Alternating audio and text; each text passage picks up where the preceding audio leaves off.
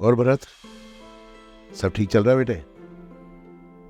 क्या बात है, अमेरिका इतना भाग गया कि पापा को भूल गए? इस बार तो काफी लंबे टाइम बाद आए हो तुम लोग। अरे वो मेरे छोटू को भी ले आते साथ में, इसी बहाने मैं उससे भी मिल लेता। वो क्या है ना पापा, उनके एग्ज़ाम चल रहे थे तो उनका वहाँ रहना बहुत ज़रूरी था। बाकी मैं भी आजकल थोड़ा काम में बिजी रहता हूँ, और मैंने बताया था ना, ये भी काफ़ी ट्रैवल करती रहती है, तो बस इसी चक्कर में इस बार चक्कर ले। नहीं नहीं, मुझे बहुत खुशी है भरत, बहुत। तुम लोग जैसे बताते हो अपने बारे में, मुझे बहुत सुन के खुशी होती है बेटे, और चैन भी मिलता है, संतुष्टि मिलती है कि मेरे बच्चे बहुत अच्छा काम कर रहे हैं। बहू, तुम्हारे बारे में भी भरत ने मुझे बताया, तुम्हारा एनजीओ चला रही हो कोई, और बहुत अच्छा काम कर रही हो बेटे, मुझे बहुत खुशी है।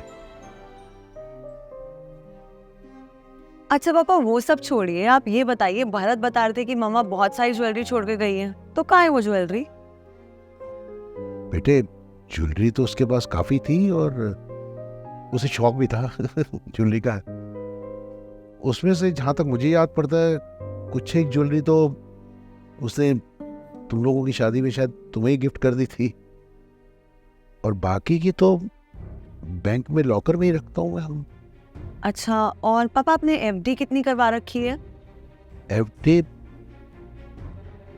जो भी है, थोड़ी बहुत है, वो पेंशन आती है बेटा। मैं तो अकेला हूँ, तो जो पेंशन में से थोड़ा बहुत बच जाता है उसको जमा कर करके एफडी करवा देता हूँ।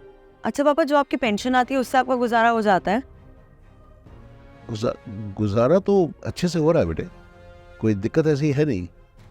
अच्छा पापा, इसके अलावा और हमारी कितनी प्रॉपर्टीज हैं? प्रॉपर्टीज बेटे अभी फिलहाल तो यही है, बस एक प्लॉट था, वो जब मेरा भरत स्टडीज के लिए अमेरिका गया था तो तब मैंने बेच दिया था। तुम्हारी सास ने ही बोला कि इसी बहाने ऊपर ऊपर से निकल जाएगा, और है भी तो सब तुम लोगों का ही, हमने क्या करना था, और बस फिर ये छूटी। लेकिन ये सब अच्छा पापा, तो अब आप वेट किस चीज का कर रहे हो? अब इवेंचुअली सब भारत का ही तो है ना, तो आप हमारे ही नाम कर दो अब, और अब आप चलो यहाँ से।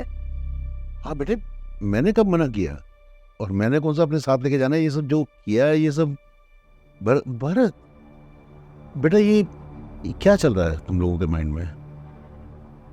बहू, ये बेटा भरत, मेरी तो तुम्हारे साथ कभी कोई डिफरेंसेस नहीं है बेटा, और मैंने अपना हर ड्यूटी, अपना हर फर्ज ठीक से निभाया है, तुम्हारी हर ख्वाहिश पूरी की है बेटे, तुम्हें पढ़ाया है, लिखाया है, और फिर जब से तुम वहां सेटल हुए हो तो मैंने कभी कुछ डिमांड भी नहीं किया तुम लोगों से। तो ये क्या मतलब? वो एक मिनट, ये तुम लोग मुझे ओल्ड एज होम में शिफ्ट करना चाह रहे हो क्या? क्यों, ऐसा क्यों है? पापा, ये आपके लिए नहीं है। पापा, आपको पता है ना, मैं यहाँ पे एक एनजीओ चलाती हूँ, और मैं जब से इंडिया में आई हूँ मैं इतने सारे ओल्ड एज होम देख चुकी हूँ जिसकी कंडीशंस बहुत ज़्यादा ख़राब है। मुझे उनको देख के बिल्कुल अच्छा नहीं लगता।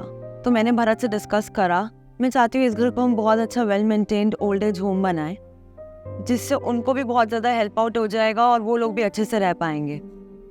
अब मुझे नहीं लगता आपको इस एज में अकेले रहना चाहिए, आप हमारे साथ चलिए। We miss you. हाँ, सॉरी बहू, मैं पता नहीं क्या समझ बैठा था। ये तो बहुत ही अच्छा विचार है, बहुत उम्दा विचार है भाई, इस जैसा तो ख्याल मैंने। बस मेरी एक सजेशन है छोटी सी, इस ओल्ड एज होम का नाम तुम्हारी सास के नाम पर होना चाहिए। हाँ जी पापा, पता है भरत और मैंने भी यही सोचा था कि अगर हम कोई ओल्ड एज होम खोलेंगे तो उसको माँ के नाम पर ही खोलेंगे। अरे वाह, फिर इसमें सोचना क्या है यार, हैं?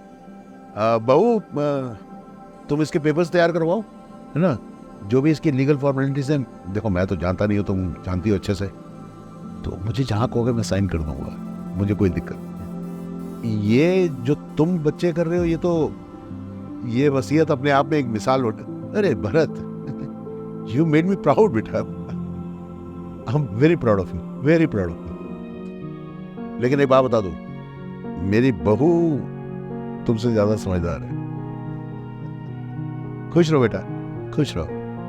लीजिए पापा।